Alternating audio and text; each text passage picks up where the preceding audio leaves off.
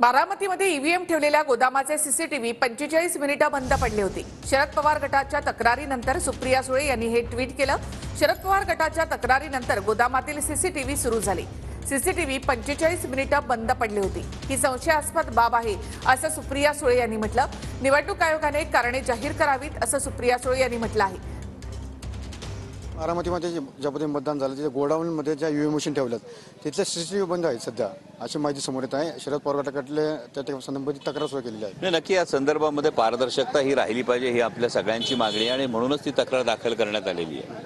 आदरणीय पवार साहेबांना हे माहीत आहे की तुतारीचा बारामती लोकसभेमध्ये पराभव झालेला आहे। ज्या ठिकाणी ईव्हीएम मशीन आहे तिथलं सीसीटीव्हीच बंद असल्याचा एक व्हिडिओ तुतारी गटाकडून अपलोड केलाय।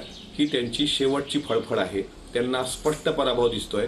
निंदा नालस्ती करून जमलं नाही आणि उद्या ज्यावेळेस राष्ट्रवादीचा उमेदवार त्या ठिकाणी विजयी झालेला असेल त्यावेळेस हा रोहित पवार नाचायला मोकळा असेल। आम्ही अगोदर सांगितलं होतं, पैसे वाटले, बँका उघड्या होत्या, त्याच्यानंतर गुंडागर्दी केली आणि मग नंतर ईव्हीएम सेट केली।